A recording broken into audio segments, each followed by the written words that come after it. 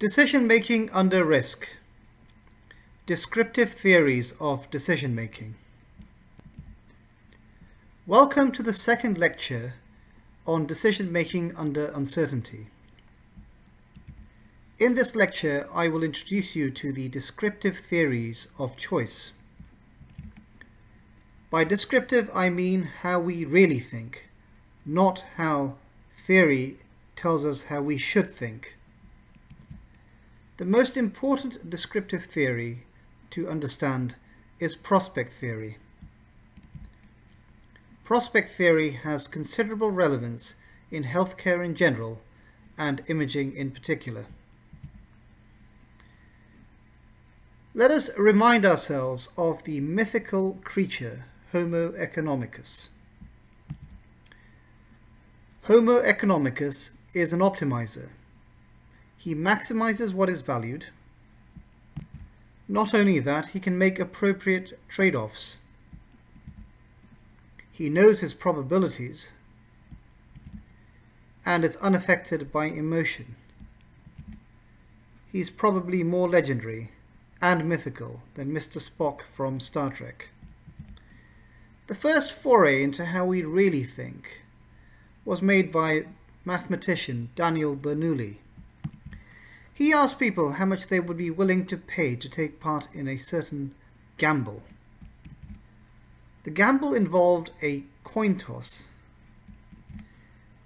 and if head appeared, the person would receive $2 on the first trial, $4 on the second trial, $8 on the third trial, and this would continue so that the person would receive 2 to the power of n for the nth trial. If, however, a tail appeared, then the game would be closed. As you can see from the equation, the expected value is infinite. However, people were unwilling to pay more than a few dollars, or ducats as the currency then was known. This surprised Bernoulli, and he proposed a theory known as diminishing marginal utility of money. A graph showing the diminishing marginal utility of money would look something like this, which is a line that approaches an asymptote or a plateau. Now, many of us might find it difficult to imagine how money could have any diminishing value whatsoever, but it is actually quite intuitive. Consider the fact that for a person who only owns $1,000, $100 matters a lot more than for someone who owns $1 million. Indeed, diminishing marginal utility of money is in fact another economic principle known as diminishing marginal utility of any particular value. This means that if quantity X delivers Y amount of pleasure, then it does not mean that 10 times X would deliver 10 times the Y amount of pleasure. This phenomenon has been replicated not just in humans, but also in avians. So it is a trans-species phenomenon. Another descriptive theory of decision-making is satisfice, or bounded rationality. This was proposed by the Nobel Prize-winning laureate Herbert Simon. And he concluded that we're not optimizers, but satisficers. When we search for something, the search is concluded when the most desirable requirements are met. And this is because we are time constrained. So in fact, we are rational, but within certain boundaries, the boundaries being specified by time and attributes of what we seek to be most valuable. A simple example will explain. If you have moved to Philadelphia and you wish to rent an apartment, you cannot conceivably look at every single apartment the city has to offer. Instead, you choose the first apartment that meets certain criteria, important criteria, such as rent, safety, and distance of commute. There could very well be other apartments that satisfy other requirements, or even those important requirements far more, but we are time constrained. In the world of healthcare, there is some evidence that this form of decision making operates in the decision to purchase a new CT scanner. The most important descriptive theory of decision making was proposed and developed by psychologists Daniel Kahneman and Amos Tversky. What they showed was that the axioms of the standard utilitarian theory are violated, but they are predictably violated.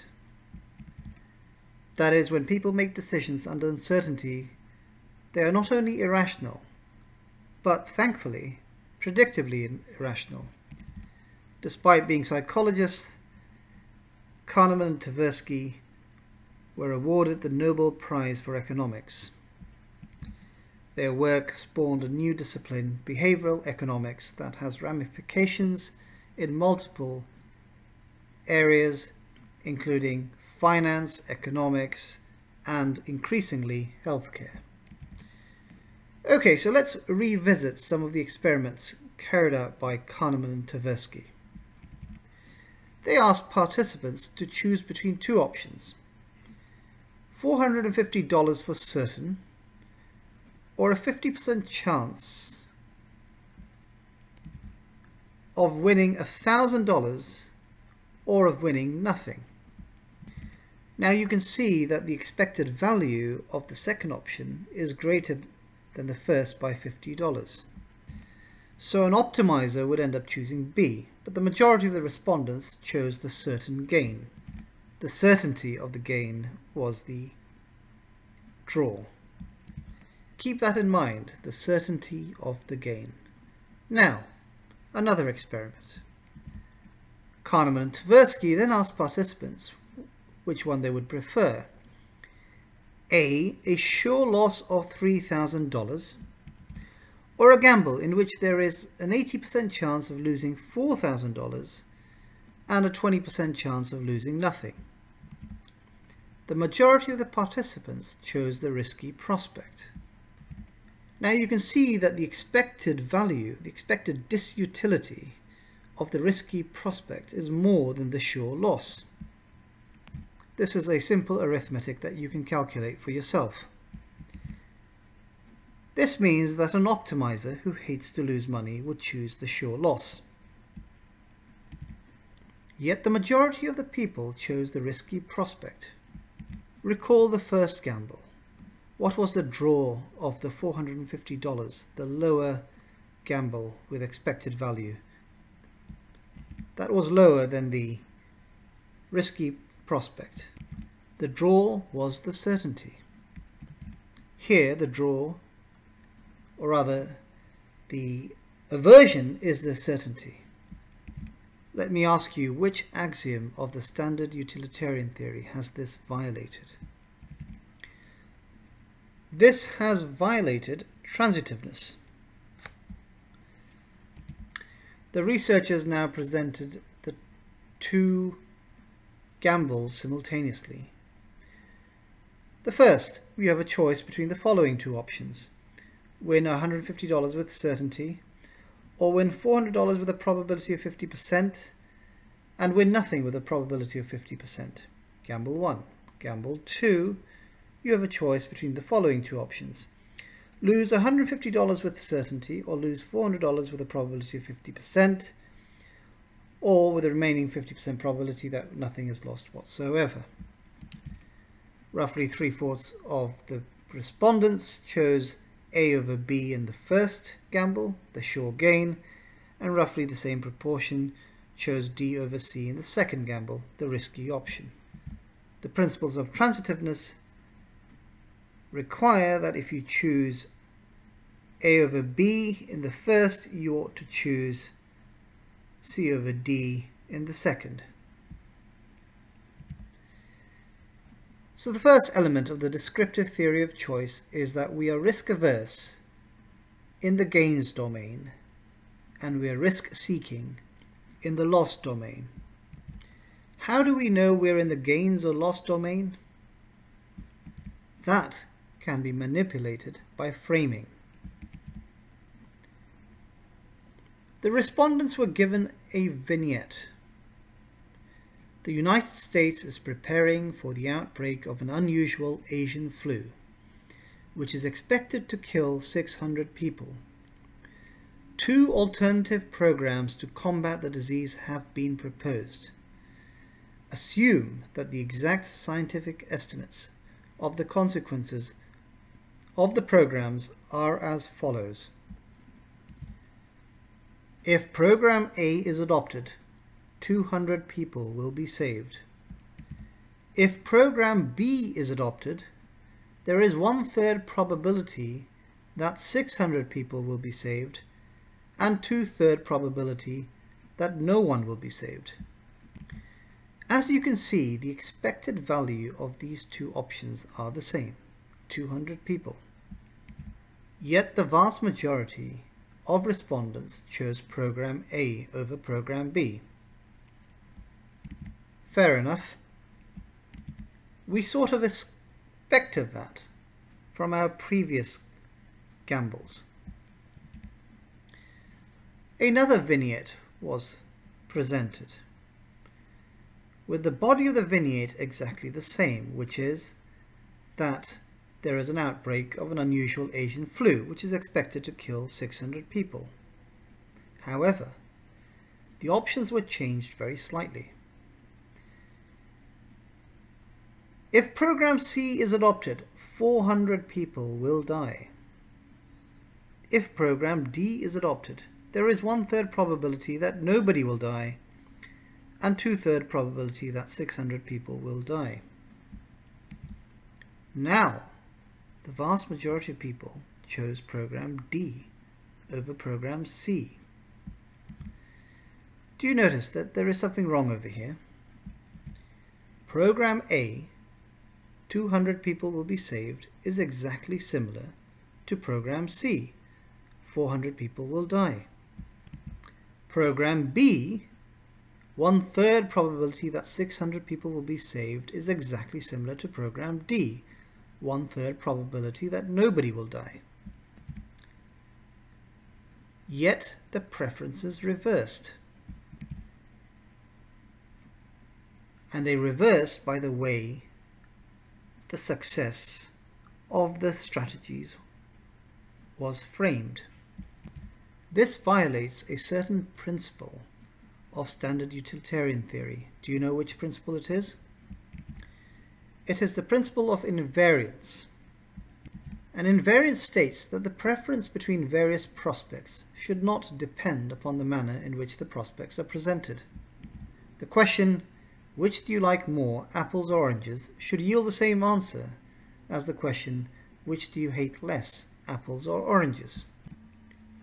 This brings us to prospect theory, the descriptive theory of choice under uncertainty developed by Kahneman and Tversky.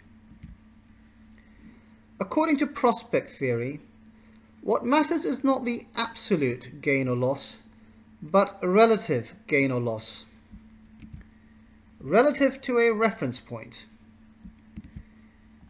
The attitude to the reference point is susceptible to framing. The reference point tends to be the status quo. If we are happy with the status quo, we are in the gains domain. If sad with the status quo, we're in the loss domain. We tend to be risk averse in the gains domain, that is a concave utility function, and we tend to be risk seeking in the loss domain, a convex utility function. Notice a couple of things from the graph. Firstly, that the shape of the curve in the gains domain, the concave utility function, resembles the diminishing marginal utility of money. Note also that the slope of the utility function in the loss domain is steeper than in the gains domain. This has implications. It means that people hate to lose even more than they love to win. Let us now dissect the physiology of the frame using prospect theory. Recall the example of the Asian flu. Program A was framed as such: 200 people will be saved. Framing it in this way, the decision maker is placed in the gains domain relative to the reference point, the reference point being loss of 600 lives.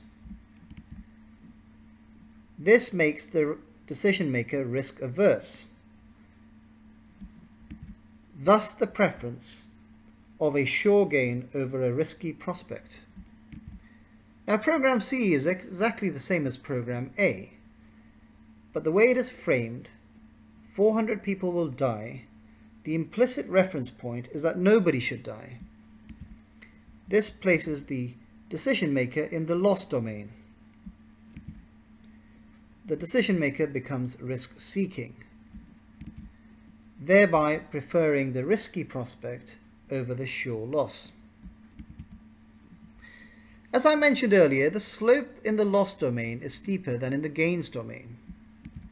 This means that the disutility from losing $1,000 is greater in magnitude than the utility from gaining $1,000.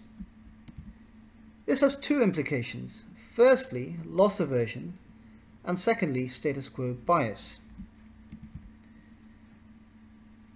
Loss aversion and status quo bias explain why it is so difficult to achieve institutional and political change. It also explains the advantage an incumbent has over the challenger in politics. This is because the losses that may result from an unfavorable change loom larger in one's mind than the gains that may result from such a change. Loss aversion complicates negotiations.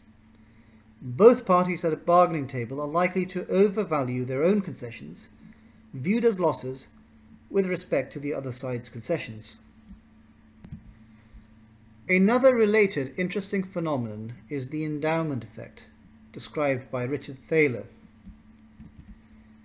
An object is valued higher once possessed than before the possession. Now, if the selling price of an object exceeds its purchase price, this conflicts with standard economic theory. There are several implications of prospect theory out in the wild. Basically, people tolerate opportunity costs more favorably than out-of-pocket costs. Foregone gains are less painful than perceived losses. Credit card companies emphasize cash discounts over credit surcharges, when in reality they're basically the same thing. This is because consumers are less likely to accept a surcharge than forego a discount. Companies make use of the endowment effect by offering customers products at no charge for a trial period, knowing that the customer will be reluctant to return the product and will be likely to purchase the product. In the Affordable Care Act, participation in wellness programs results in a rebate on the premiums. This is of course a far more acceptable frame than the opposite, which is a surcharge or non-participation. As I mentioned earlier, there are immense applications of prospect theory in healthcare. For example, the Massachusetts General Physician Organization offered half the rewards for achieving quality metrics up front to the physicians, who were then told that for the other half they must achieve the metrics. Here again, use was made of status quo bias and loss aversion. Disaggregating co-insurance into smaller amounts induces greater disutility than a single larger amount. So if one has to pay 5 lots of $10 co-insurance, that induces more disutility, more net disutility than a single amount of $50. Consider this remarkable example. Two countries, One has an organ donor participation rate of 12% and the other a participation of 99%. Why? What is so different between these two countries? One happens to be Austria, that has a default setting of organ donation, and the other Germany, that has a default setting of no organ donation. Just how we set our defaults makes such a considerable difference between organ donation rate from 99% to 12%. Clearly, defaults matter. They matter when one designs decision support systems. There is an onus to place the status quo bias intelligently, use of it. We have come to the end of this lecture. The next lecture will focus also on prospect theory and its applications